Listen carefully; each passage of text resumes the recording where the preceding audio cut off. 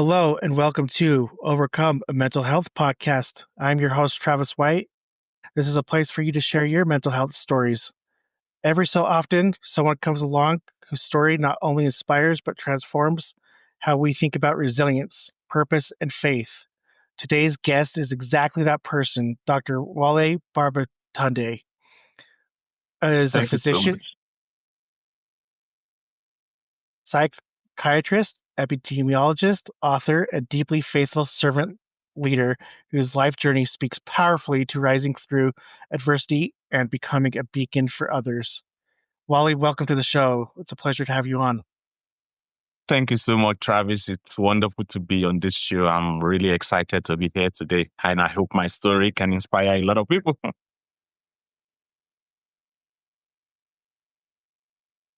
Well, Wally, thank you so much for coming on the show. Thank you so much, Travis. I'm excited. I think we're going to have a great conversation. I'm just going to actually turn the time right over to you to get into your story. Thank you so much. It's always wonderful whenever I have the privilege to share my story. And I would say it's all the biggest parts of my stories started when I was 7. And I remember very clearly my brain when I was very young in elementary school. And we went to school that morning. In Nigeria, most schools go to school in uniform. And I remember wearing my checked pink uniform to school. And we were picked up from school early, only just to get home to see so many people. And the next thing I knew was like we were in a vehicle driving to our home city where my mom was to be buried. It's, till times I keep wondering now when I think about it, nobody told me anything. We got home, we got to the burial site of my mom, and, they did a short service for her. And, for some reason, I just picked clues here and there. And that was the end of it. We stayed home for like maybe a few days before traveling back to where we were. And life started. Life was still okay because my dad was a pharmacist, my mom was a nurse.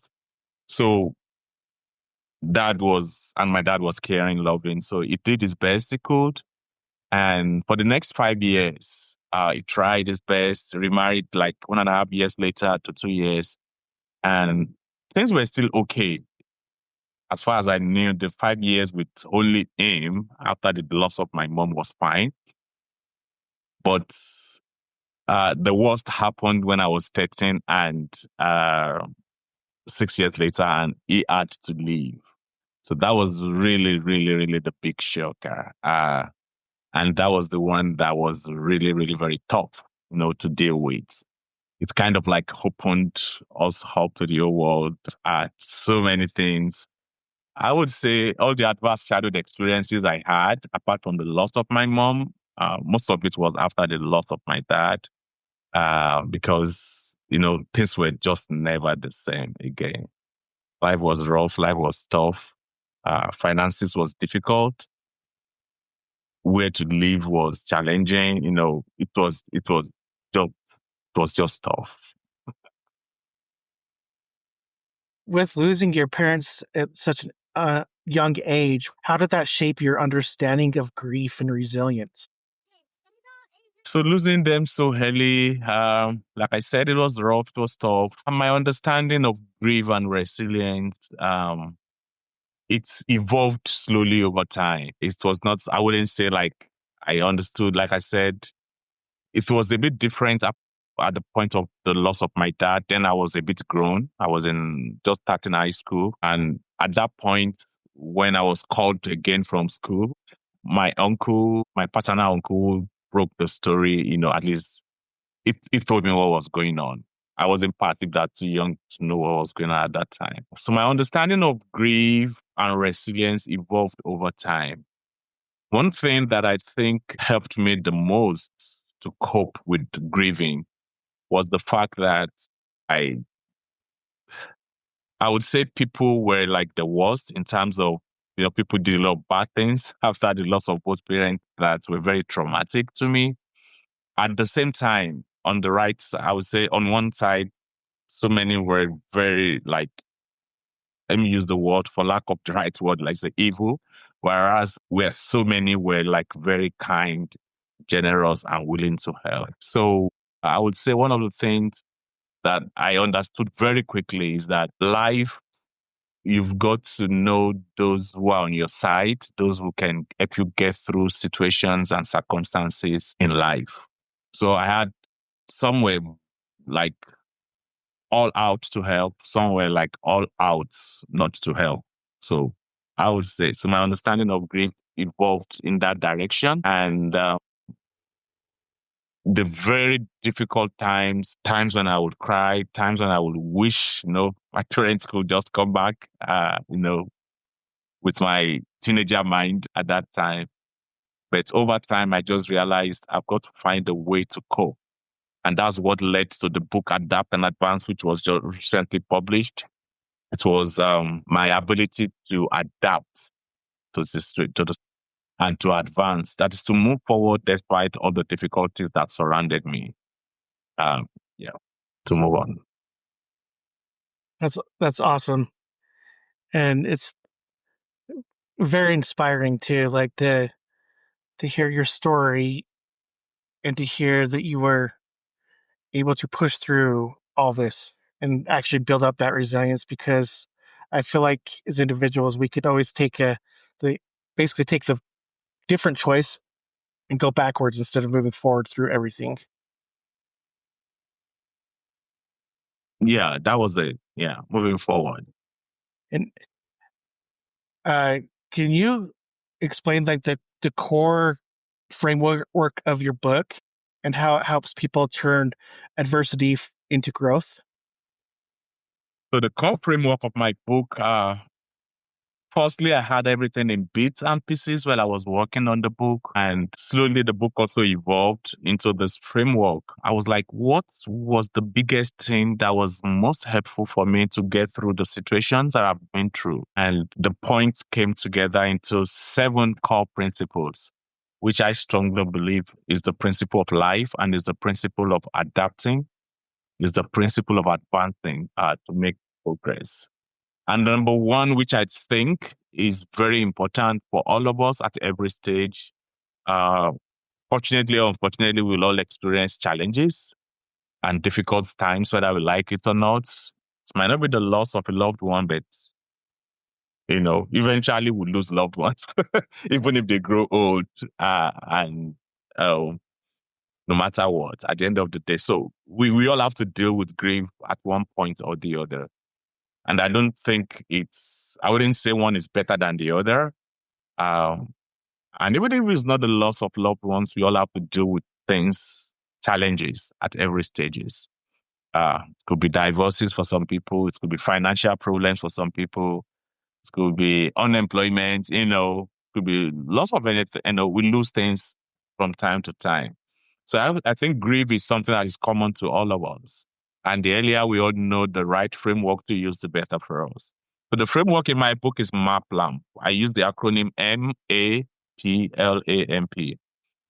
The first M standing for meaning making, then A is action, P is planning, L is learning, then the second A is alliance formation, is having a mission statement, and last P is prayers. I strongly believe that looking back over the last couple years of my life, this seemed to be I can summarize everything that has worked into this 7 framework. And I'll go over each of them briefly. Meaning making means I have a problem. How do I fit this problem into the bigger picture so I don't get stuck in this problem? And it encompasses things like, using your problems to be a blessing to other people. Looking at the bigger picture, like when I get through this, what are the other things that will make sense at the end of the day? For me, I can look back to the loss of my parents now and it makes a lot of sense. But meaning making is your ability to make sense when you are right in the middle of it. And it's really very difficult at that time.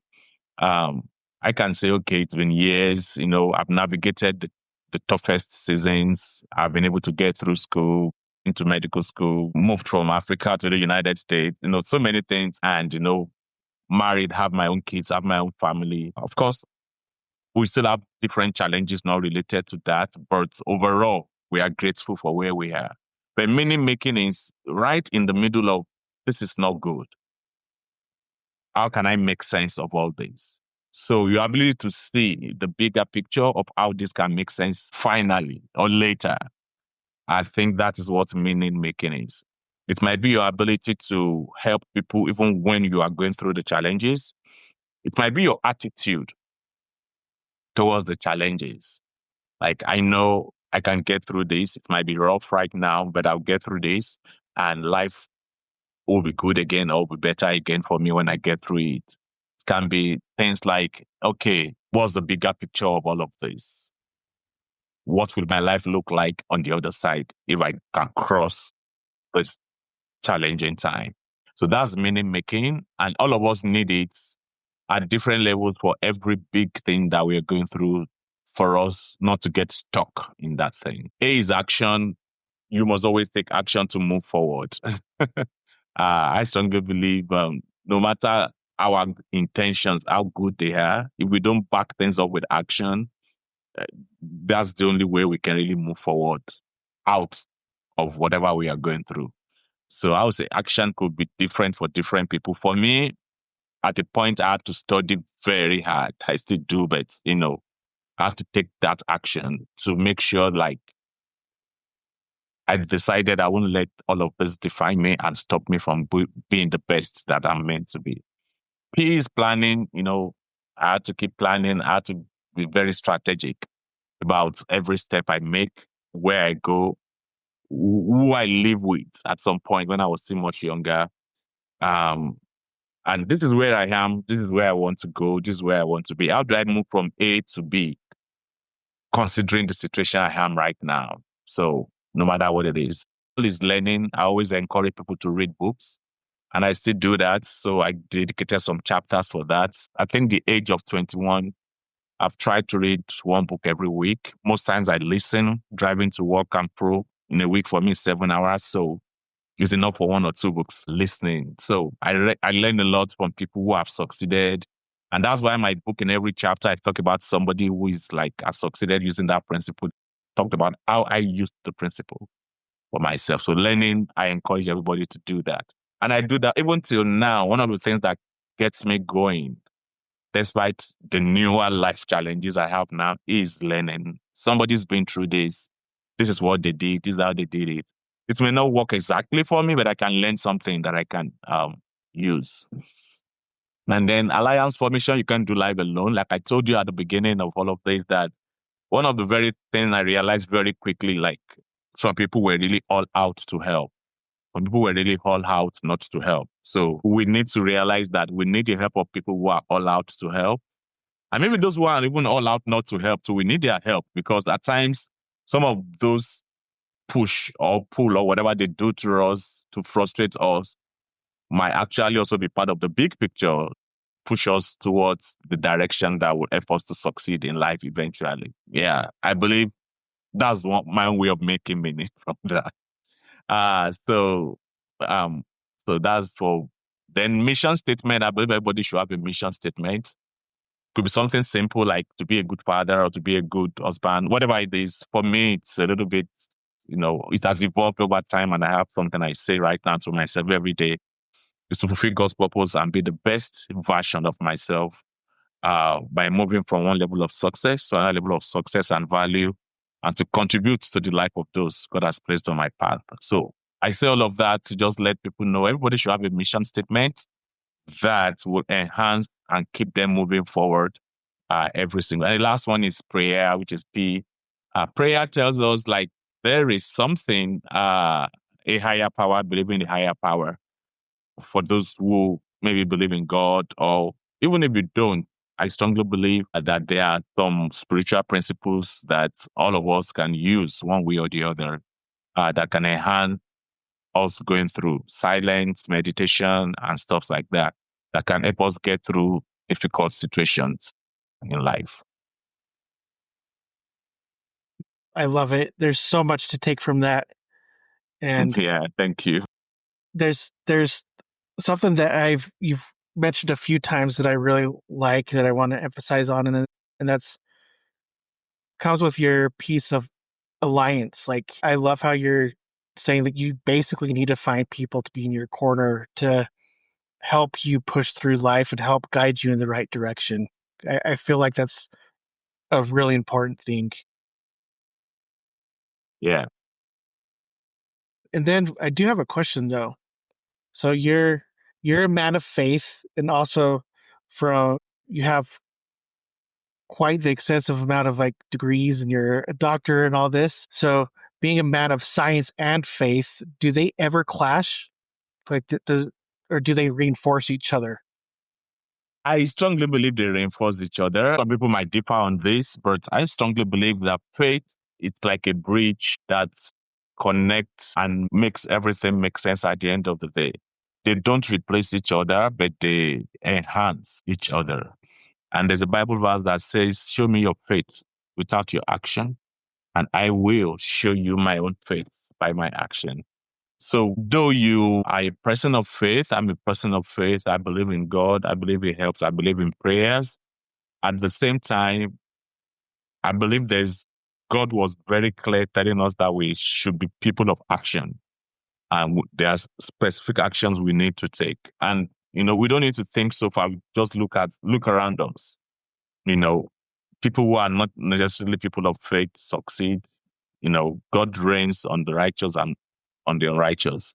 But faith helps us to connect. I've seen, for example, in my psychiatry practice right now, one thing I've noticed is those who have faith or believe in something higher than them, they tend to do better with some specific disorders, like depression, for example. Most people with depression tend to get into that because of one stressor or the other. Psychiatric illnesses generally, most times, there's always one thing that leads to one thing that leads to one thing. Fine, there might be biologic predisposition, but you know, something would trigger it. It could be an example, could be losing a job, losing money, losing a spouse, whatever it is, could be losing a loved one. Something would trigger it most of the time. And I realized that those who are people of faith at times or most times find it relatively easier to manage that challenge better than those who are not, and those who believe in a higher power. So faith could enhance their health it could enhance their healing, their mental health healing, one way or the other. But it's not a substitute for medication. If you do need it, and I always saw God gave us brain so we can give Him rest. So everything should not be subjected to prayers. There are certain things that we just need to think through and find a solution. The same way, doctors, pharmacists, innovators over the years have used their brain to come up with these medications that can be helpful for us. So we need to also maximize that. So everything should not be pray, pray, pray. While you are praying on one hand, you are also working on and using the best of science and knowledge that we have on the other hand. So I would say faith and science should enhance each other. They are not like backing each other. They should actually help everyone to get the best outcome from life. Really cool. I'm a man of God as well, so this is all really fascinating to me to hear somebody else's perspective on how everything kind of connects and works together. I actually have an acronym with the word faith that I kind of go off of. I'll recite it really quick without going into too much detail. F is for foundation. Build a foundation upon a higher power, whether, that's the universe or God or whatever you believe in. A is for attitude. You need to have the right attitude to get through life. I is for integrity. T is for trust. You need to trust in yourself and trust in others. And H is for humility. Just go through life being humble. That's great. I like that. Love it. Yeah. I'm writing it down and, just seeing Yeah. how it fits also into my framework. Yeah, that's something that I've been toying with a little bit here and there. Yeah. So, but I'm still coming up with like kind of deep diving into what everything else mean, like what every word means in that acronym, like from a deeper side of things. But so another question for you: someone who feels like their pain has no purpose, what advice would you give to that person? I would say, first of all, pain can really be difficult especially when we are going through it. And it can be so hard for us to see any purpose in certain things that happen. We might say, why does something like this ever happen? What can any good thing ever come out of this? I would say for such a person, you need to take a step back. Understand that the place to begin for such a person is one, you've got to reach out inside of you to pull out the solutions. And what I mean by that is when people are going through very tough situations, you get encouragement from friends and family to be all right, to be well, or it is well, and stuff like that. And some of those things might look completely artificial or impossible or unhelpful for you at that time. So you've got to tell yourself, I'm going to find meaning through this. And one way, like I said, is who has been through this before or something close to this. I know, thank God we have Google nowadays. It's easy for us. If you type into Google, give me an example of somebody who lost his mom at 7 and his father at 13 and was able to navigate this problem and became successful. It will bring pull-up names for you, and at times I just ask ChatGPT, tell me somebody or a book that addresses XYZ. Give me top 7 books. And give me the top 7 books. Okay, analyze it for me. Which one is best for this? And it will give me all the analysis. And that's how I select books to read. So it's important for such a person to understand that you can recognize that no matter what you're going through, no matter what I'm going through, the secrets of people is in their stories. The stories that they tell. Like I'm telling my own story right now. There are so many people that have stories to tell who have been able to navigate, maybe not exactly the same, but relatively similar situations, and have been able to navigate it successfully. So I would say to that person, even though you don't see any hope, try to get to know a few people like that. If they've written books, get their books. And if it's not books, just Google about them and read how did they navigate it? What was the way? Where are they now? And stuff like that. So that will give you perspective to know that although my case is different and nobody has been through exactly what I'm going through, but I can learn from people. And that's the motivation, for example, for me writing my book. I understand that writing it can help a lot of people who might be going through similar situations. And that it's not just about losing my parents. There are so many other stories that I talked about, which could be encouraged when they read the book. And they can see from the book that this is doable, you can overcome this, you can get through this. So I would say to such a person not to lose hope and to let them know there's hope, no matter how bad situations are, no matter how difficult things are. And I've just given an example of one way. Another way is maybe talk to a therapist who is licensed or who is professional at doing that. And of course, there are some other things they might be able to get you through that. So there are many ways, but for me, for my own unique, what has worked best for me over the years is learning from stories and other people's examples. And that always tells me that this person got through this, I can get through it. I love it. And I am right there with you. I totally agree. Sharing stories. And from my experience, I'm learning that everyone has a story. Mm-hmm. Whether they're wanting to share it or not is a different story, but everyone has a story.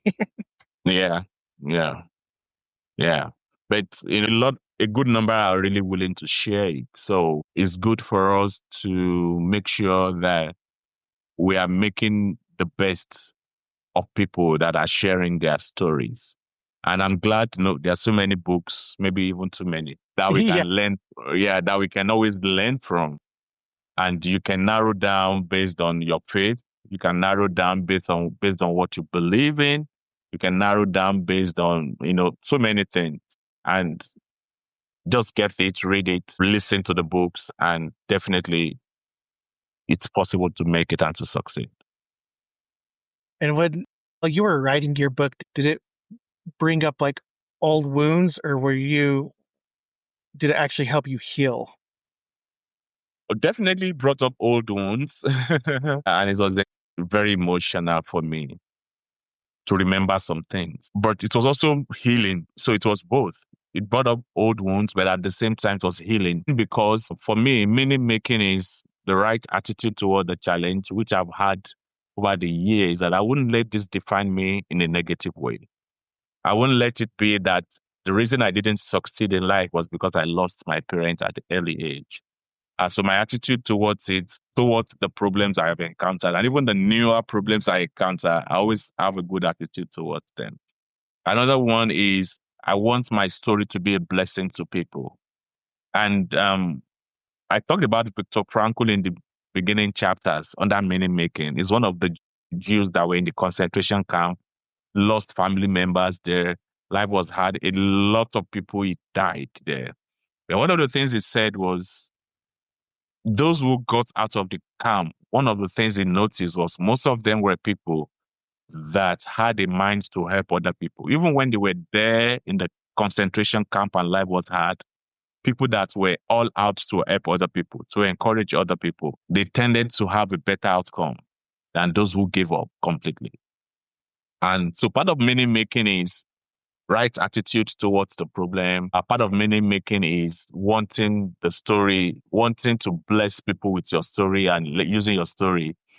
It could be your family members, your friends, whoever you think your story can be a blessing to. Not everybody would necessarily write a book, but you can touch one person. You can share your story with one person, two persons, people that will be encouraged by it.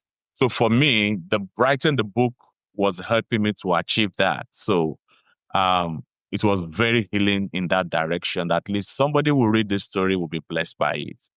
And currently I have about 171 reviews on Amazon and Goodreads. And, people who have read the book, who have been blessed by the book. At times when I read the reviews, it moved me to tears that people have read it and they've been blessed by it, and which was all I wanted to achieve by writing it. So the process was, though painful, to remember and to bring old memories to the surface. At the same time, it healed because I was able to see how that story would be a blessing to other people. That's really, really cool. And I can only imagine reading those comments and seeing how you've blessed somebody's life by telling your story. Thank you so much for saying that. I'm always the type of person that thinks like we need more people to stand up and share their stories, just to enable those people who may feel lonely or feel like, you kind of touched base on this a little bit ago, that there is hope at the end of the tunnel. You're not the only one going through something. There's other people out there. The stories may vary a little bit, but there's other people out there that have similar stories. Yeah, I agree with you. And I like the way you put it, the fact that you understand that you are not the only one going through similar things. Of course, everybody's unique. Every problem is unique. But other people are going through similar situations. It kind of is healing, and it's helpful for you to know that. And it kind of that understanding alone is therapeutic, is therapy, that I'm not the only one going through this. And you will almost always find somebody who's gone through something similar and who had a good outcome. Almost always. Of course, you'll find those who had bad outcomes too. But, it's now your decision to learn from those who have good outcomes. Like I told you just about Viktor Frankl right now. I really enjoyed reading his book, Man's Search for Meaning. I've learned from it some of the things he talked about and used it, in my life. So it's left for you to find those who have good outcomes, learn what they did, and put the right actions. Of course, things don't happen by chance. Left to chance, many things will go bad. So we're not saying it's going to be easy, but what I always tell people is it might be difficult, it might be challenging, but it's doable. It can be done because we have examples of people who have done it. Very well said. And I want to point out what you said there. It may be difficult. I think of my own mental health. I've struggled with anxiety and depression for years. And it seems like with just in the last year, I've got myself to a better place where I'm doing a lot better because I took that time to work on myself and really work on myself, like focus on myself. And without taking that time, I would not be where I am today.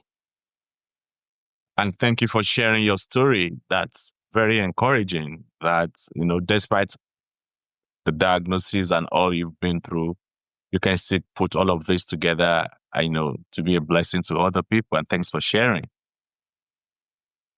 Let's go back to somebody that may be suffering with loss or like loss of a parent or, loss of a job, whatever life challenge it is they may be facing.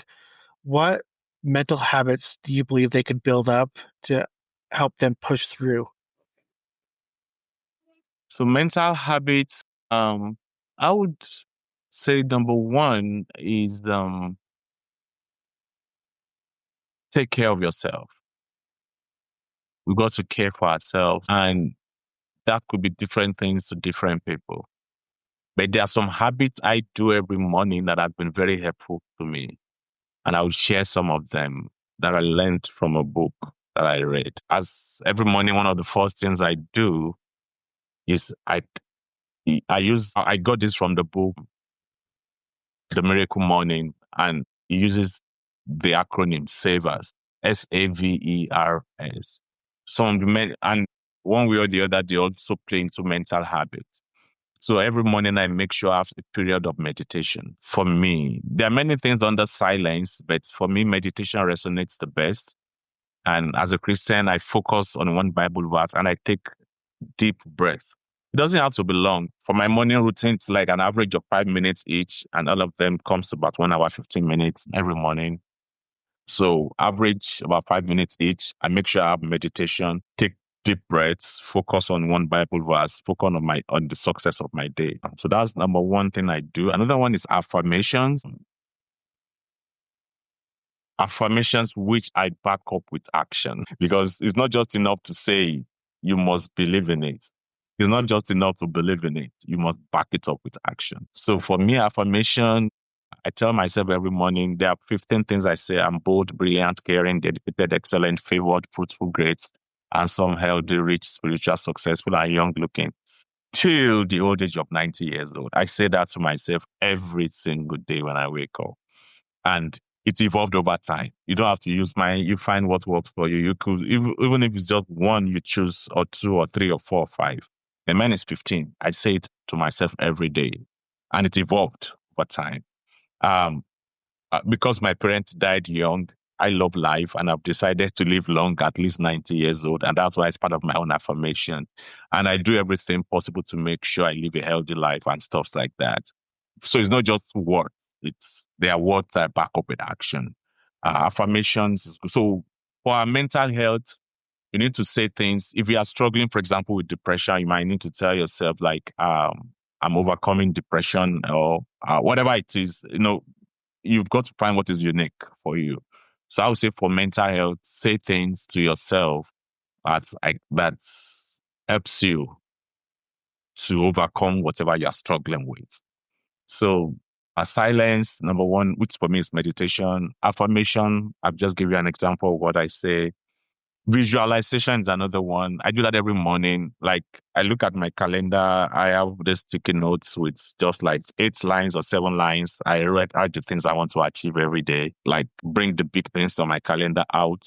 And I visualize them successful before I even step out of the day.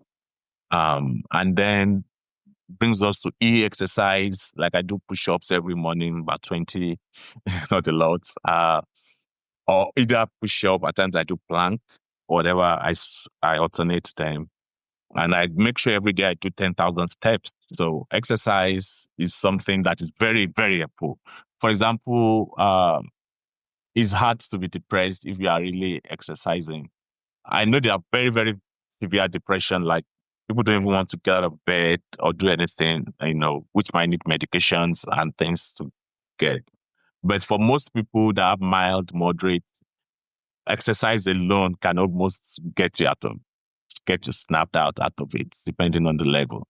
So exercise is very important because when you keep it moving, kind of even when your body does not feel like, your body and your mind tends to catch up with the movement. So that's something I will encourage for our mental health. Savers, the next one will be reading. I've talked about reading. So reading too is very important. If it's just a page you can read every day of a book that works for you. I always recommend one book every month. I know my one every week might be a little bit excessive for a lot of people, but one every month I think is a good number for most people. You can find books. There's a book on depression I've read, in my library. All the other books, whatever interests you, get a book and read. And the last one is which is scribing, which is writing. Scribing and writing. I write 2 full pages every morning. The first quarter is thanking God. I write something I'm grateful for. When you are grateful for something, your mindset, the mindset of scarcity goes away if it's an habit you are used to doing, because your mind automatically believes things are working and things will continue to work. So Thanksgiving one, I read the Bible, I write 1 Bible verse, and Thanksgiving also from the Bible verse. I don't do too. Though when I pray, I thank God even in advance for the things I'm expecting. And then I have the third part of the 2 pages where I write something from the book I read. And the last one is something I listen to like a sermon every morning for a few minutes, maybe 5 minutes. And I write what I learned from it, and it can help me. So all of that, I do all of that within the first 1 hour each day, and get into the shower and I'm ready to kill the day. So Awesome. I think that will help our mental health a lot, to have a routine. So we just don't wake up and get into the day. You set the tone for your day. Not that everything is okay, of course. Not that you don't have challenges, not that you don't have problems, but you wake up with a mindset of solutions and that you can do it. I love it. Those are all great habits I think that all of us can build up. And yeah, I think the key word there being habit, because it takes some time to get used to doing some of these things. I've learned that from experience. And it seems like if I miss one day of doing something, I'm really big on affirmations for myself. And if I miss one day of like doing that, it's really easy to fall back to where I was before. Yeah, it's okay to miss a day. One thing I read from some of the books is it's okay to miss a day, but don't miss 2. So if you miss it today, try and catch up tomorrow. Yeah, like for the example of 10,000 steps, I use my phone to monitor that, This year, I think I've missed it only 2 days, and it is July, out of like 180 days. So it's okay to miss. Yeah, there are days I just can't help it, but, Yeah. if I miss it today, I make sure I catch up tomorrow, and, you decided all these things yourself. So if you don't catch it up tomorrow, catch it up next tomorrow. And maybe if you are unable to, maybe you need to really sit down and redefine it or something, just find a productive way of moving forward. Yeah, without letting that be another problem. just in the end, basically make sure you're holding yourself accountable for hitting Mm-hmm. these marks. Yeah. So looking back or knowing what you know now, what would you say to your younger self as you were going through these moments of loss? Knowing what I know now, I would tell my younger self that um, it's you can do it. You can do it, and mm, don't get like I struggled a little bit too with some depressive symptoms, though never diagnosed or never took medications, but I believe some of the things I told you I was doing just helped me through it. It was kind of like self-therapy kind of thing. Like Mm-hmm. reading books and all of that were just helpful. But there were times when there were days I would cry, I would lock myself in the room and I would cry and I would like feel sad, I would feel bad. I would like, I wished my parents could come back. Looking back now, I know they cannot come back. So maybe what I can tell my younger self is don't stress it too much. It's difficult. It will be difficult, but enjoy every bit of the season you are at every time. Seasons change and so also our difficulties change. Like somebody says, new level, new devils. Uh, you know, even when you think you have achieved something, for me, I've had a lot of successes. But at the same time, at every cross, at every bridge, at every stage of my life, there are new challenges too that I have to deal with. There are some I'm dealing with right now that is not related to the loss of my parents. So at every stage of life, there will be challenges, but I don't stress it. Of course, that doesn't mean you should deny what you are going through, but you should realistically look at the situation, but at the same time, understand that with all that I know and with the help of God, I can get through this. So take it one day at a time. Wake up, do your morning routines. I'm talking for myself now. Hit the ground running, putting your best at everything you do, your job, the book I'm writing for me, for whatever it is I'm doing. Pray, do the best I can, and go to bed, sleep well. One prayer I pray every morning, part of my affirmations I say is, I learned it from Miles Monroe of blessed memory. He said the graveyard is like the richest place on earth because a lot of people die without fulfilling their purpose. They take what God has put into them and they take it to the grave. He always says and encourages us to die empty, meaning everything God has put in you, pour it out completely. So, but I have taken it a step further. I don't just want to die empty. I want to go to bed empty every night, meaning every single day. I want to go to bed having known I've done the best possible I can do for that day. And everything I believe that God has placed in me to bless my world, I have poured it out as much as possible. I want to sleep with peace. So I would say to my younger self, I would take that advice much earlier and, be the best I can at every stage, not wait for when things are okay completely, because they might never really be okay completely. But just make the best of every day and go to bed empty at night. Absolutely love it. And that is for sure. We never run out of challenges. It's like one ends and the next one comes. Yeah, agree. And it's like you mentioned, it's building up those mental habits to change your mindset to be able to overcome them. Yes, our mindset needs to be strong at all times. Absolutely agree. I have basically one question left and then two follow-ups. So this is a question that I ask everybody that comes on to the show. Pretty generalized question, but I like to hear the responses that I get. What would you say is the biggest stigma when it comes to mental health? Hmm. I think my understanding of the biggest stigma for mental health is one, there's the stigma for providers, there's the stigma for patients, and there's a stigma for mental health generally.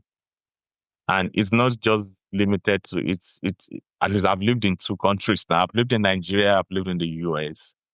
It's everywhere. Most of the other sicknesses that is not mental health, physical illnesses like high blood pressure, high blood sugar, and stuff like diabetes, they don't tend to affect the brain or the mind. But mental health affects the brain, it affects the mind. So when your mind or your brain is at its best, it's easy to deal with other things. But if the problem is with the brain, the mind, it almost becomes impossible, especially for some illnesses like, let's pick schizophrenia or something that affects the mind a lot. It becomes difficult. You are not even in the right frame of mind to take care of yourself, So I feel the brain is like the engine of the car for engine of the body. The moment it's damaged or there's a problem with it, and that's why the stigma with mental health is just there. Because when the engine is faulty, it's almost impossible to get every other thing to function well. You might need other people really to even be able to see and tell that you are not okay, because you just don't even know you are not okay. And that's why the stigma is a lot with mental illnesses. And the stigma also, goes on to we, the health, those that help people in mental health. And people are like, you treat, treat mad people or things like that. People say things like that. I'm like, and it's tough, really. It's tough. I can't imagine some of the things I see my patients experience, me experiencing it too, because it's like you've lost control of everything. And other people have to externally, maybe your family members have to see. Although maybe with time, with treatments, insights might improve for some of them and they might be able to understand, which even makes it more difficult, especially the educated people. When they don't have insight, it's easier because they don't know that I'm not okay. And maybe they are fighting the doctors, fighting everybody. I'm not supposed to be here, But when you treat them and they get better and the insight comes back, it's even more difficult. And that's why suicide, for example, is higher among educated people who have schizophrenia when they get better. Because now they know that, wow, I was really sick. And it becomes more difficult for them to cope. I say all this to say why there's just so much stigma around mental health. And that's why we all have to be extremely supportive. We don't need to stigmatize people who have mental illnesses. If we put ourselves in their shoes, that if this had happened to me, what will I want, or how will I want other people to respond to me? We'll have empathy and we'll be able to help as much as possible. So the stigma is because it affects the mind, and the mind is the engine of the body. It's difficult to cope without it. So, but what we need is not stigma. What we need is understanding and help as much as possible. And education too, people need to be educated. Family members need to be educated. And it's easier to also manage when the families or the units around the mentally ill is stable. But when the family unit too is also not there, or the family unit is also crumbling or struggling, where do they get this help from? It's almost very, very hard. It becomes more difficult. So we all need to just understand it better and be willing to help, not stigmatize. Absolutely love it. And I agree. I think more education around it is a great thing. And I feel like overall, society is getting a little bit better at that part of it, but there's still room for growth. Agreed. And where can people find you? So I'm on YouTube. My first name is Oluwole Babatunde, Oluwole.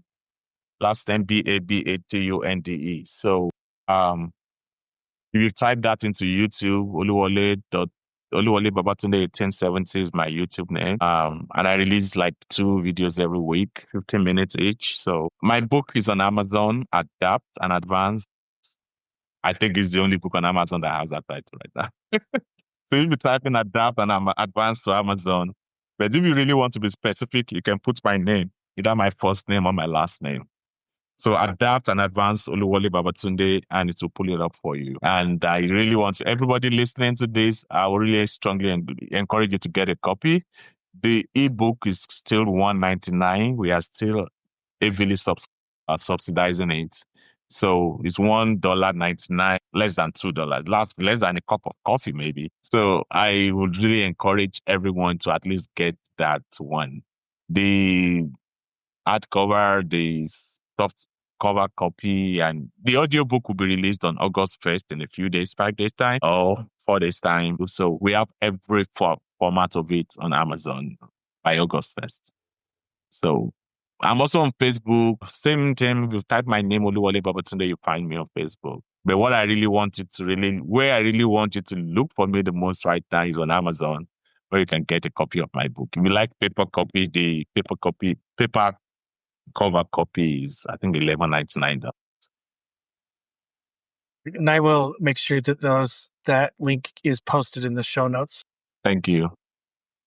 And the last question, we covered a lot of topics today. Is there anything that we did not discuss that you would like to bring up? I believe I've said many things already. I would just say, don't give up, don't give in. Interpret your pain as preparation, not as punishment.